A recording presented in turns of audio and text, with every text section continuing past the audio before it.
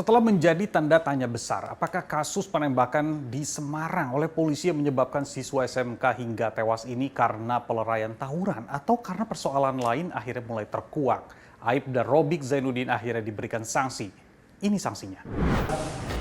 Aibda R selaku terduga pelanggar ini mendapat putusan PTDH, yaitu pemberhentian tidak dengan hormat. Ini sudah dilaksanakan gelar perkara terhadap kasus pidana terhadap Aibda R oleh Direktorat Kriminal Umum, dan yang bersangkutan sudah dinaikkan statusnya menjadi tersangka. Dalam sidang ditetapkan Aibda Robik terbukti melakukan perbuatan tercela dengan menembak 3 siswa SMK. 1 diantaranya tewas. Robik juga dianggap telah merusak citra Polri.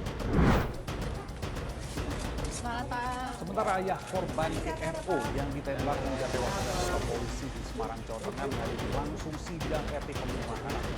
Aibda Robik ini dia cukup puas dengan sanksi dan penetapan tersangka Aibda Robik.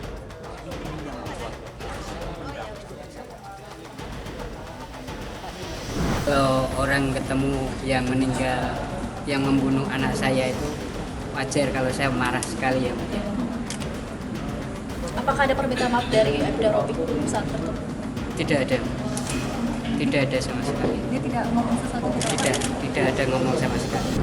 Secara etik sanksi diberhentikan, tidak dengan hormat sudah diberlakukan, tinggal menunggu pidananya.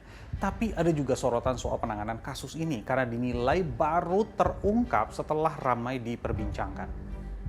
Nah, setelah adanya tekanan dari publik, lalu juga peristiwa ini viral, institusi kepolisian baru memproses, baru menindak orang yang dianggap bertanggung jawab dalam peristiwa ini. Dan bagi kami, dalam hal peristiwa kekerasan terkait dengan penggunaan kekuatan dalam hal ini adalah senjata api, ini adalah masalah sistemik. Karena yang kami temukan setiap tahunnya, kami menemukan berbagai peristiwa penggunaan senjata api yang disalahgunakan oleh anggota kepolisian. Ya, karena sebelumnya Polrestabes Semarang menyebut tersangka Aibda Robik Zainuddin menembak korban karena terlibat tawuran dan berupaya menyerang petugas saat melerai. Tapi ternyata ini dari hasil pemeriksaan Propam Polda Jawa Tengah. Kemudian penembakan yang dilakukan terduga pelanggar tidak terkait dengan pembubaran tawuran yang sebelumnya terjadi. Dan memang anggota ini memang benar-benar pulang dari kantor, kemudian bertemu dengan satu kendaraan yang dikejar oleh 3 kendaraan yang diterangkan oleh Bapak Kapolrestabes. Kemudian motif penembakan yang dilakukan oleh terduga pelanggar dikarenakan pada saat perjalanan pulang ini mendapati satu kendaraan yang dikejar kemudian memakan jalannya terduga pelanggar, jadi kena pepet. Ya, kasus kekerasan yang dilakukan oleh polisi termasuk penyalahgunaan senjata api memang bukan yang pertama. Sudah banyak kasus, termasuk yang paling populer adalah saat penembakan yang dilakukan Ferdy Sambo kepada anak buahnya. Komisi untuk Orang Hilang dan Korban Tindak Kekerasan atau Kontras mencatat sepanjang tahun 2020 hingga 2024 ada 353 peristiwa kekerasan di institusi Polri yang menyebabkan korban tewas hingga 410 orang. Dan data Desember 2023 hingga November tahun ini, ada juga kasus pembunuhan di luar hukum atau extrajudicial killing hingga 45 peristiwa dengan mengakibatkan 47 korban tewas dan termasuk penyalahgunaan senjata api. Harus dituntaskan, jangan hanya Aibda Robik saja yang menerima hukuman dan diperiksa. Tapi jajarannya juga perlu ada evaluasi agar tidak ada kasus-kasus seperti ini lagi, apalagi ada kesan ditutupi.